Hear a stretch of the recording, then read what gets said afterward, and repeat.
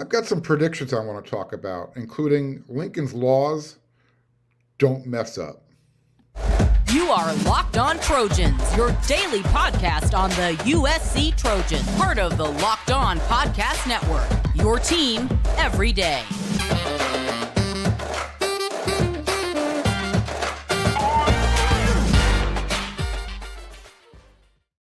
Fight on, everyone. I'm your host, Marc, and thank you for making Locked On USC your first listen every day. Whether you're watching on YouTube or wherever you like to download your podcast, we are free.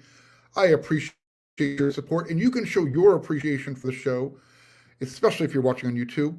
Hit that thumbs up button, and if you want to become a subscriber, it's easy. Hit the red subscribe button. It's done.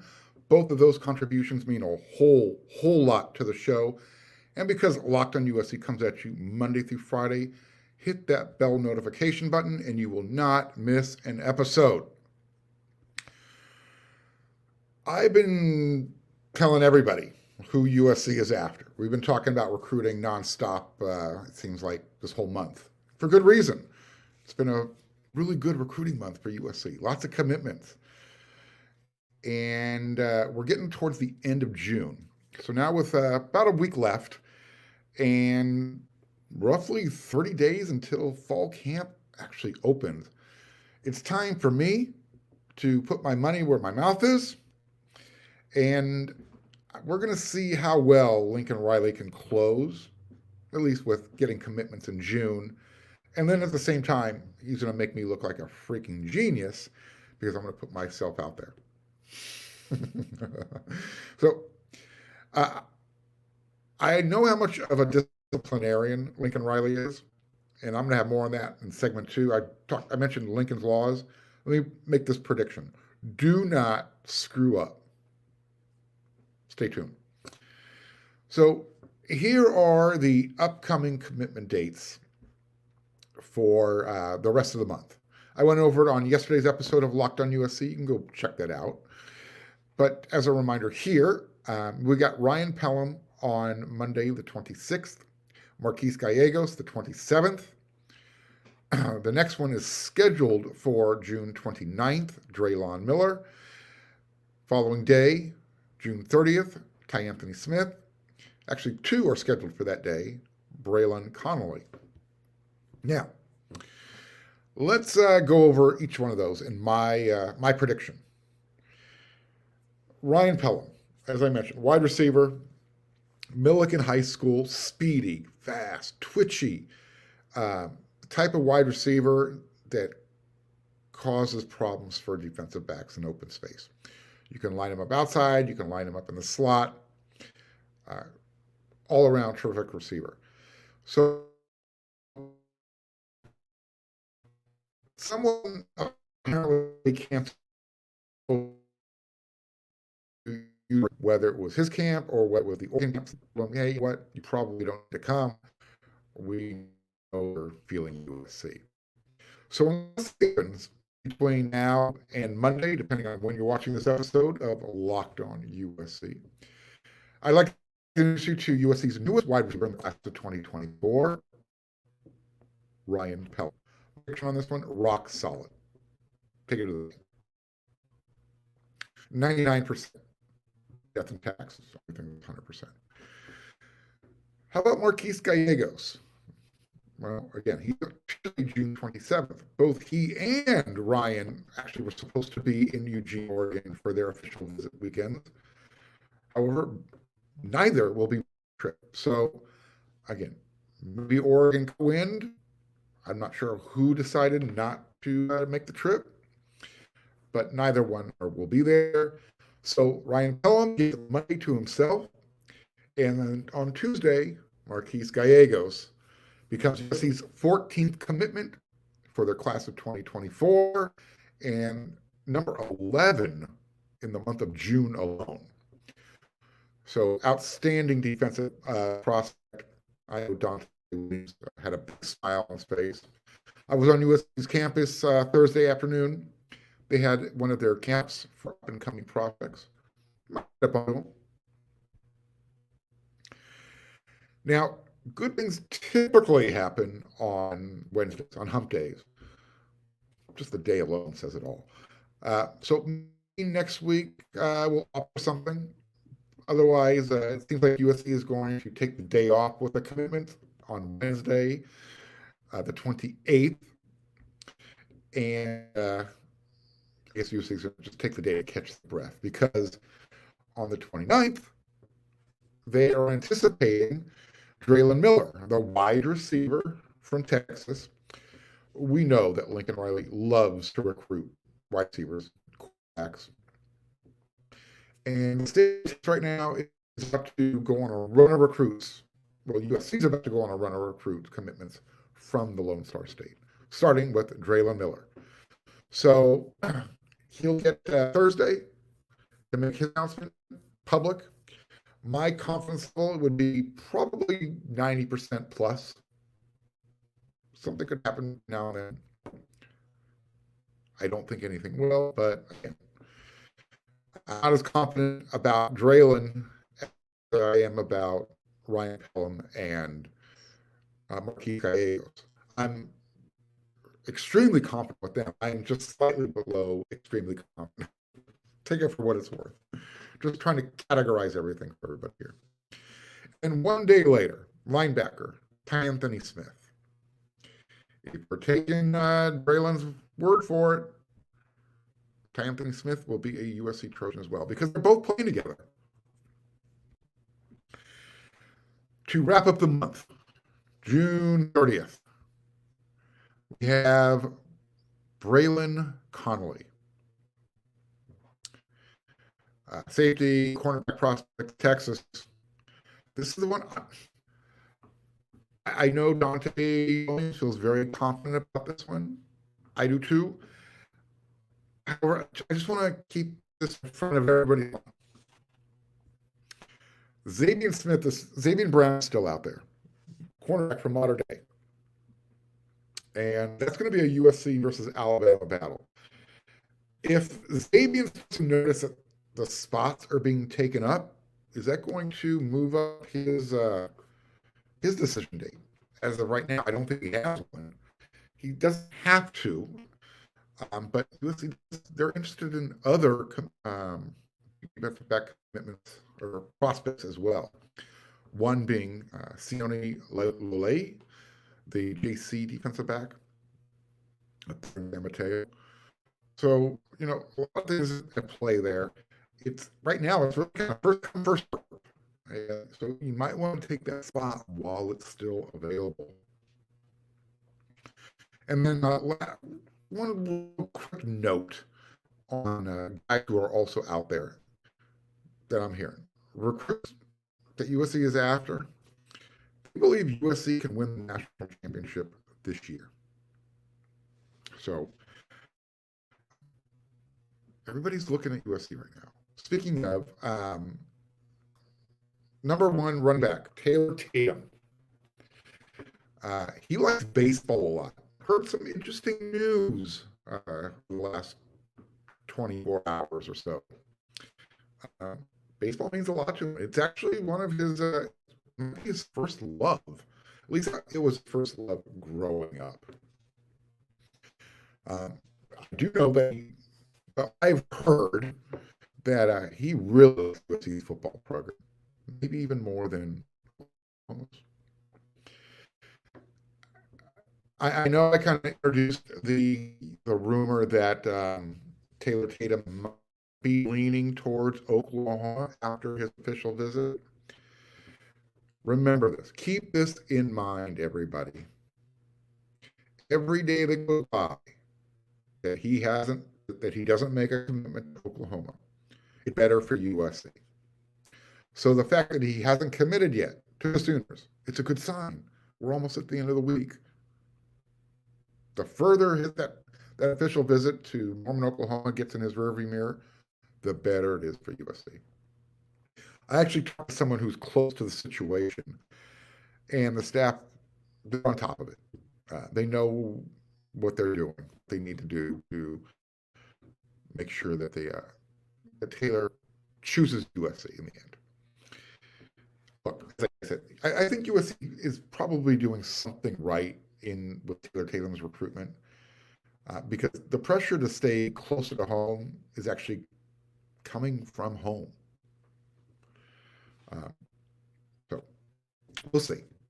This is, what did I say? This is one of those fluid moments. So we'll see how it goes. Speaking of doing something right, Coach Sean Noah, he's doing something right.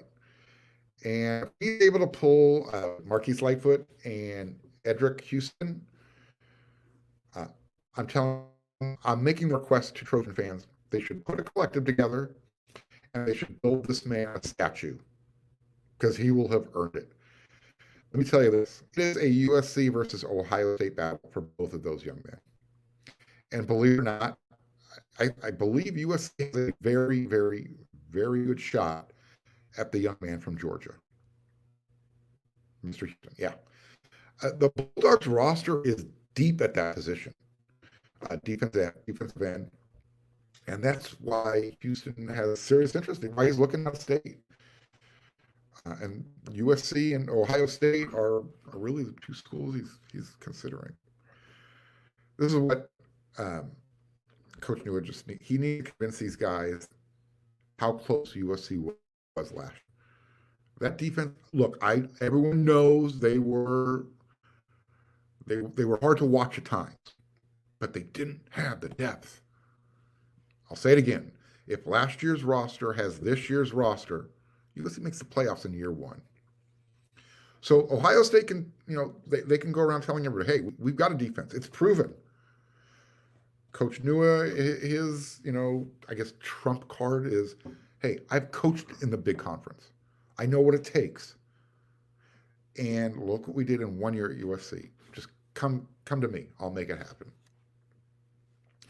Coach Nua knows how to make players look good. He did it at Michigan. He's done it at USC in 1 year. He made Tuli Tuipulotu look really good. And if you want to look good, you probably need to head on over to Bird Dogs.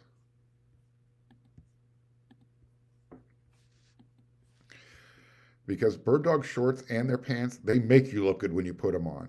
They're not made with that everyday cotton that, they're stiff, look boxy on you. Their product is made with a stretch khaki material, both pants and shorts. And they're versatile enough so you can wear them anywhere.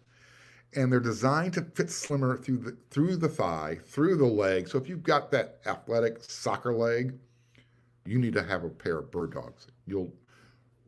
Trust me, you'll like the way you look in them. And Bird Dogs, in my opinion, much better than that Lululemon gear. They fit way better than your regular everyday cotton shorts, as I just mentioned. And here's some bonus points to the Bird Dogs product. They produce their product with anti-stink, anti-sweat wicking fabric. You know what that means? That means all day long, you're not going to smell and you're not going to leave any sweat stain shadows in places you don't want people to know you've been sweating. And they're super comfortable. Guys, below the belt, what do we like? We like to be comfortable. So go to birddogs.com/LockedOnCollege. And every time you place an order, you're going to get a free Yeti-style tumbler with that order. That's birddogs.com/LockedOnCollege. You won't want to take these Bird Dogs off. I promise you.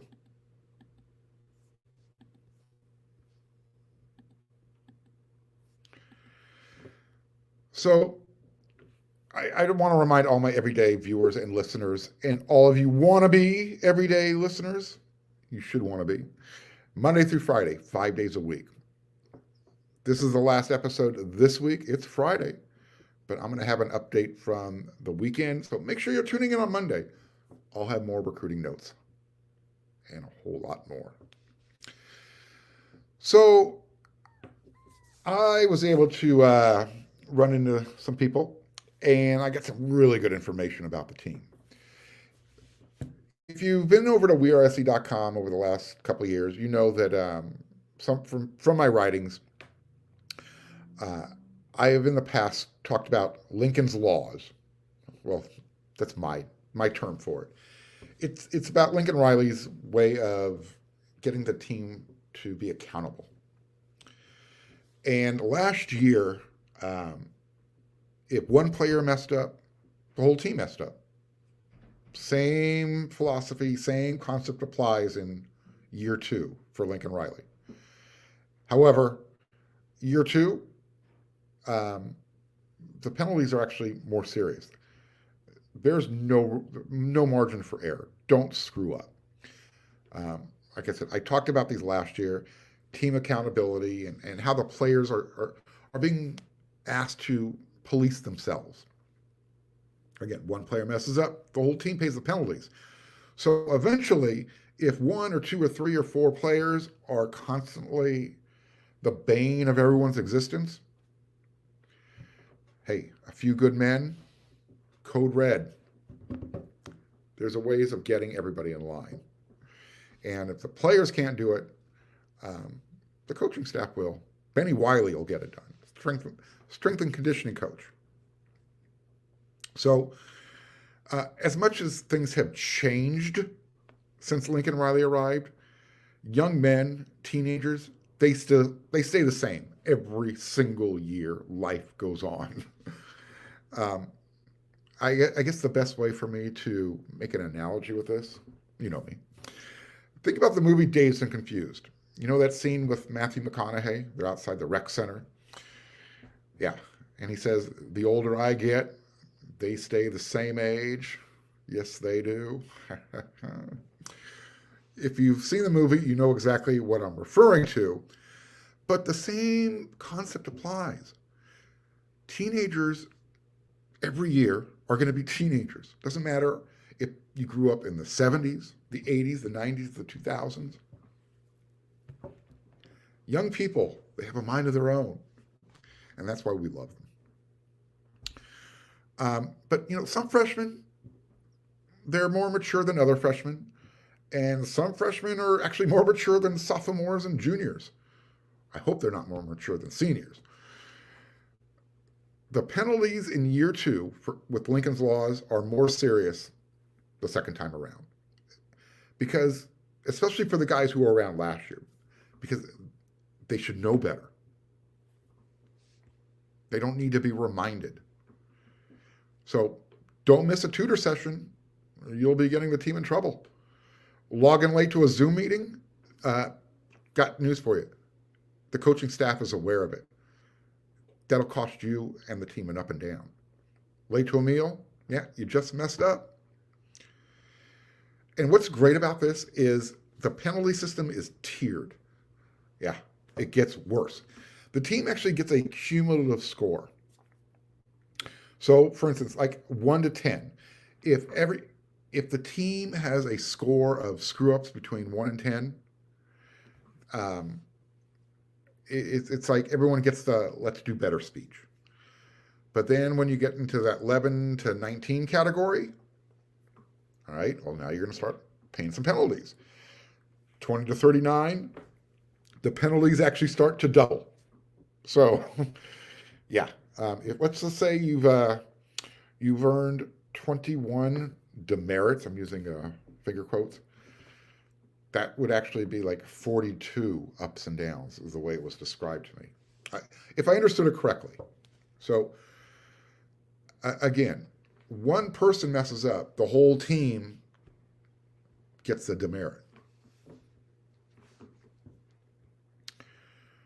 And I guess after that, you know, those early, you really don't want to start those early morning workouts with Benny Wiley with the penalty phase. Because Benny doesn't need sleep. I was told by him, one day at a time. I said, did you get any sleep? Don't need it. There's rumor that guy gets maybe 2 hours, 3 hours at most in a 24-hour period to sleep. That's crazy. In other words, he can do whatever an 18-year-old can do and probably do it better and embarrass the 18-year-old. So, what Lincoln's laws are all about, it's all about time management. And during the summer especially. PRPs, summer school, no joke. You don't have time. You were literally, in summer school, you were taking a semester's worth of classes. You take, They're fitting it into 3 hours. One class, 3 hours. And don't forget, in the morning, you got workouts. Then you got class. Then you got your other team responsibilities in the afternoon. You got PRPs, time management, accountability, be focused. Again, that's what these laws that I call Lincoln's laws, that's what they're all about. So, don't get me wrong. The team's having fun, but there's no room for screwing around. And because if you're letting your team down. They got so close last season, and the focus is on getting to the promised land this year. It's playoffs or bust. As I mentioned, recruits are already, talking in USC in regards of, what, USC can win the championship this year.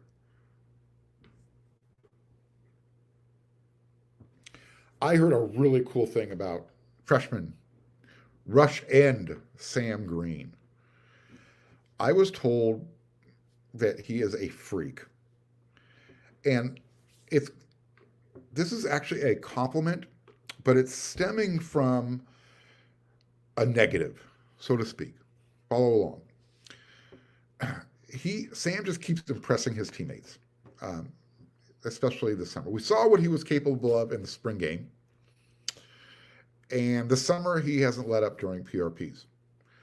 But he needs to get the freshmen out of his system and stop taking this is how I'm describing it. My own words.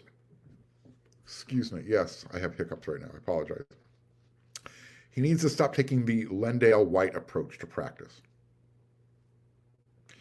Apparently, this young man, he can roll out of bed 10 minutes before PRP is supposed to start and just smoke everyone. Literally, just whatever the competition is, he's out there winning. And so this one person said to me, imagine if Sam gave himself the time to actually get prepared physically and mentally. Give himself 30 minutes to, get taped up, stretch, all that kind of stuff. Instead of just, getting out there just in time, kind of rubbing the sleep out of his eyes, and then just doing what he needs to do. This is typical freshman stuff. First time away from home. You're learning how to use time management, how to be responsible. And if he can't get it figured out, and he's not causing any problems, I do not want anybody thinking that he is an issue. Far from it. Okay, have I made that clear? It's a non-issue. The point that was being driven home to me was that, oh my God, once this guy kind of dedicates himself 100%, he's going to be a very special player. That's what I'm trying to convey here. He's putting the effort out there. He's putting it out there. But think about those players who are successful in the NFL. Or imagine if Sam Green had the Mamba mentality, Kobe Bryant's Mamba mentality. That's what I'm talking about. Knowing that every minute matters. Every decision you make matters. That's how good Sam Green can be. So if anybody goes and tells Sam, hey, Marc over there on Locked On USC was talking bad about you, far from it. What Marc is doing is, like, once the light bulb goes off and Sam recognizes, oh my God, I'm really good and I can be great. I can be the next Tuiapelotu. He and his brothers will get it figured out. I can't wait to see him in fall camp. Cannot wait. Because when I heard that, again, Lendale White, what was he known for?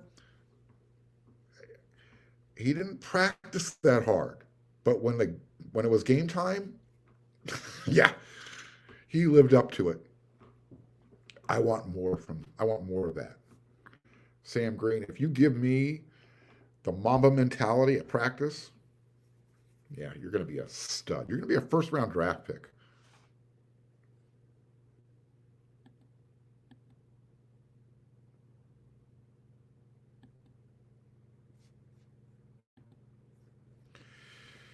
All right, end of the show, third segment. It's time for my Friday rant. And I wasn't sure where I wanted to go with this one, but I needed to do something. There are way too many transfers. And I'm not talking about in college. I'm not talking about the transfer portal in college. I'm talking about in high school. I don't know if you've seen the video. It's floating around on the internet. It's a TikTok video goofing on Georgia commit Dylan Raiola. Name should be familiar. USC quarterback recruit. He originally committed to Ohio State, decommitted, floated the idea about coming to USC. And in fact, at one point, I think he was actually silently committed to USC. Eventually, he chose Georgia. Well, this video that's out there, it's a meme. It's goofing on the fact that he's actually going to be transferring to his fourth high school in 4 years. So the question is, did USC dodge a bullet?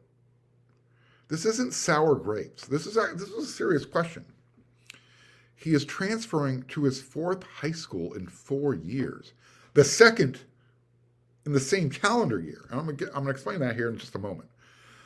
I know the folks at Ohio State feel like they kind of dodged a bullet. They kind of felt like something was different with Dylan when he was out there, when he was committed. So if you're not aware of Dylan's high school transitions, he started off in Texas. He then moved to Arizona, and he played for Chandler High School. Chandler is a powerhouse program in the state of Arizona. Apparently, he was all prepared to transfer to Pinnacle High School in Scottsdale, Arizona for his senior season. Pinnacle High School, same place where Deuce Robinson attended. Here's why I think Dylan was a silent commit to USC. At one time, he was actually recruiting Deuce to come to USC. Now, before he even plays a down for Pinnacle High School in Scottsdale, he's transferring to Buford, Georgia. So I guess, is this how things are done now? I know of one other player who's transferred high schools this many times that played quarterback. Last name Garcia, Jake Garcia. Remember that guy? He was committed to USC at one time. If I'm the Pinnacle High School coach, I'm pretty ticked off. If I'm the Chandler High School coach, I'm kind of ticked off, and I'm also upset because a few of his players chose to follow Dylan to Pinnacle High School. So I wonder how those players feel now. And like I said, this isn't really a new phenomenon. I just mentioned the name Jake Garcia, committed to USC at one point. It seemed like he played for every high school in Southern California. Hyperbole aside, he played his final year in Georgia before he enrolled at Miami, where he committed to go to college. Jake Garcia, 2 years later, has transferred to Missouri. Excuse me. So I guess my question is this. Is there, and what's the benefit of playing your high school football in Georgia if you're Dylan Raiola?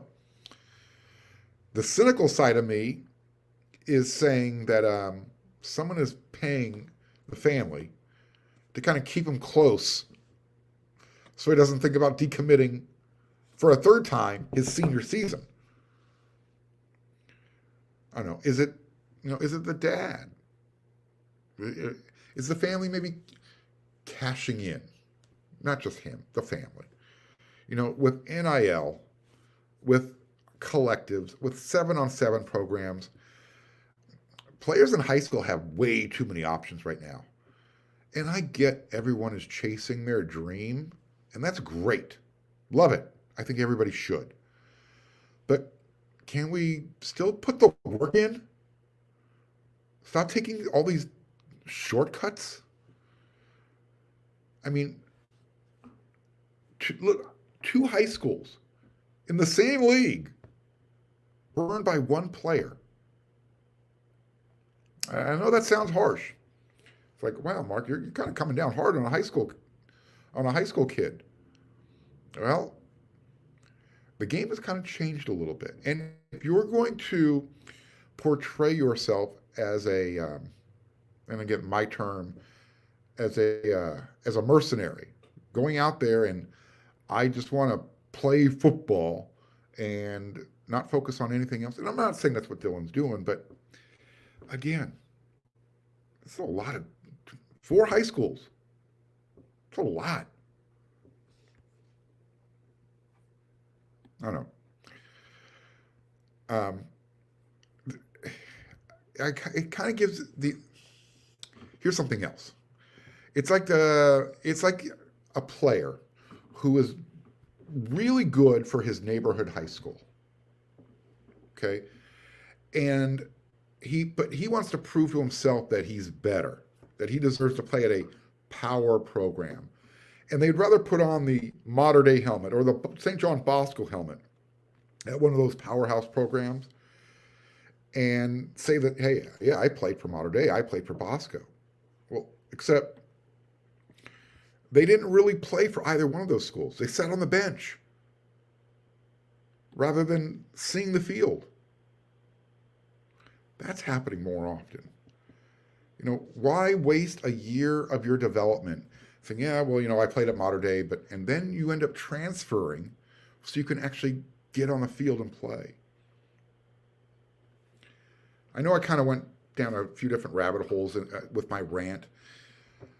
I just think at the high school level, there needs to be there needs to be a few more guardrails put in place. I don't think high school players should be able to transfer that many times, especially with the situation I explained with Dylan Raiola. There's a little bit of selfishness with that. Again, you convince players to follow you from another high school. High school coaches have a difficult time enough as it is trying to put a roster together, especially in Southern California. High school football it's not as strong as it was 10 years ago.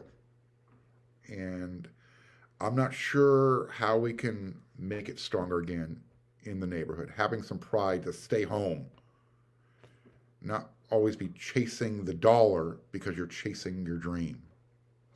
All right. That's it for this episode of Locked On USC. That's my rant. There's a lot of good stuff coming up next week, the end of the month of June for USC with recruiting and commitments. So you're going to want to come back here next Monday, next episode. I'll have everything you want to know. So until then, everyone, you know what to do.